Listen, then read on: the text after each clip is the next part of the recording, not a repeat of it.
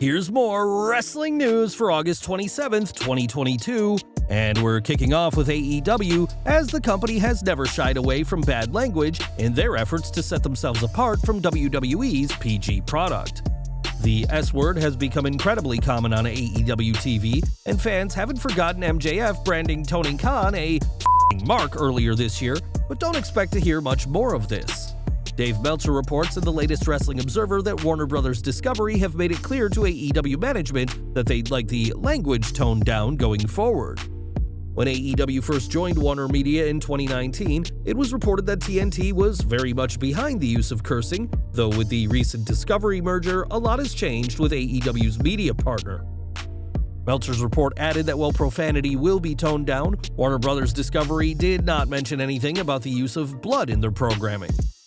In an update to Fightful, it was said that during the talent-wide meeting prior to this week's Dynamite, talent were warned that they could get in trouble with TNT or TBS if they flew too close to the sun, but no official edict was put in place. AEW may still consider itself an alternative to WWE, but they'll have to do with much less profanity moving forward, as much like WWE, AEW too have executives that they have to answer to. On this week's NXT 2.0, Indi Hartwell reunited with her husband Dexter Lumis, who was rehired by WWE just a few weeks ago. Except for this appearance, Lumis has been a consistent presence on WWE's main roster, and now Mrs. Lumis may be about to join him. Dave Meltzer reports that WWE is considering calling up Hartwell soon after an impressive run in NXT 2.0. A former NXT Women's Tag Team Champion with Candice LeRae, Hartwell has been a prominently booked superstar for the past year, with her wedding to Lumis headlining the pilot episode of NXT 2.0. Hartwell isn't the only name being considered, as reports have suggested that Legado del Fantasma and Solo Sikoa could be moving on up soon, and both the NXT and main rosters could be much different very soon. Indi Hartwell could soon find herself on WWE's main roster, but two names unlikely to be showing up soon are Jacy Jayne and Gigi Dolan.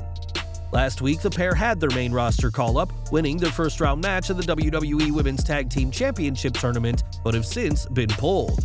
Toxic Attraction were pulled after Dolan suffered a concussion, and as reported in The Observer, this has left WWE management second-guessing a planned call-up. Gigi Dolan and Jacy Jayne were scheduled to go to the main roster. They did a social media video talking about how they were going to take over SmackDown from now on, but then the video was taken down. It's also reported that during the SmackDown match with Natalya and Sonya Deville, that Dolan forgot a lot due to her concussion and had to be led through the bout by the veteran Natalya. It appears that Toxic Attraction's call-up has been delayed, if not cancelled, but for now, the focus is for Dolan to get healed up from this incredibly unlucky break in her career. Since Triple H came to power as WWE's head of creative and head of talent relations, the game has made a lot of changes to the company. We've already seen several released superstars come back in prominent positions on the main roster, and it's not just the locker room that's changing.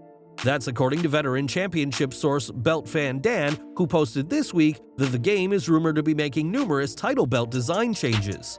For those who don't know him, Dan has proven himself in the past and was the first to break the news of a new US title design, which debuted in 2020.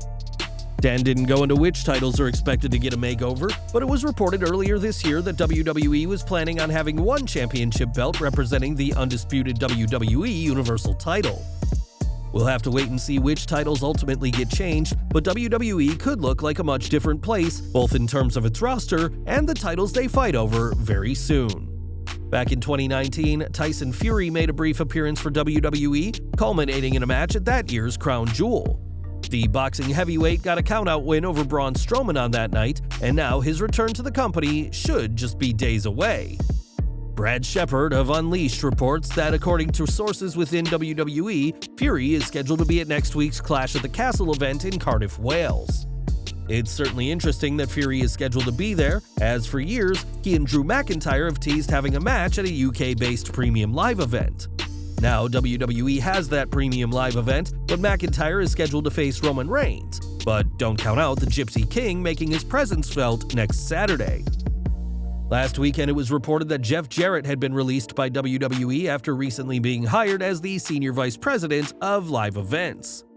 It had been Jarrett's role to make sure that untelevised shows went smoothly, and not only did he fulfill that responsibility, but he exceeded expectations. In the Wrestling Observer newsletter, it's reported that during the 4-month period Jarrett was SVP, the live event business went up significantly, and there were strong reports from those at the shows.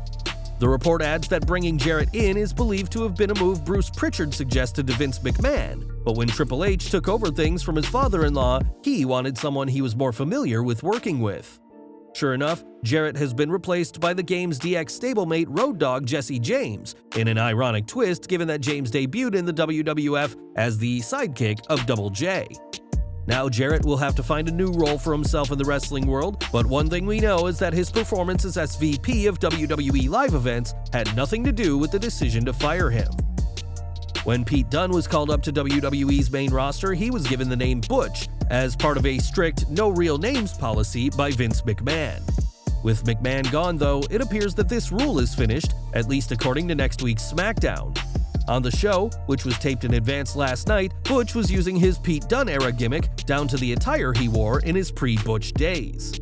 While the name is still Butch, this is a huge revert for the former WWE United Kingdom champion, and one that fans have been thrilled to see. Audiences haven't exactly been won over by Butch's frantic wild child persona we've seen since he was called up to the main roster, and depending on how his match on next week's SmackDown goes, we may see the return of the bruiserweight Pete Dunne soon enough. And we're ending today with WWE's Performance Center, which is the home of the company's new recruits and where NXT is taped. The Performance Center has certainly been a useful tool for WWE in the 9 years since it opened in July 2013, and WWE now has a new idea on how to use it. In a report from PW Insider, it's noted that WWE is considering turning the Performance Center and future Performance Centers into tourist attractions. WWE is trying to gauge fan interest in the idea, and several new cities have already been proposed. We already know of the performance centers in Orlando and London, England, but this report adds that Atlanta, Dallas, Nashville, and Tampa are also being considered for future locations. The specific verbiage from WWE is that in addition to training wrestlers, the centers would feature an interactive, immersive tour to engage deeply with the WWE brand and history. For years, fans have called on WWE to build a physical WWE Hall of Fame, but that hasn't happened so far, but it may just be a matter of time before we get something not too different at multiple Performance Center locations. Well guys, that's our news for today. Please share your comments below. Also hit the like button, subscribe to our channel, and hit the bell icon to receive all notifications. And as always, thanks for watching.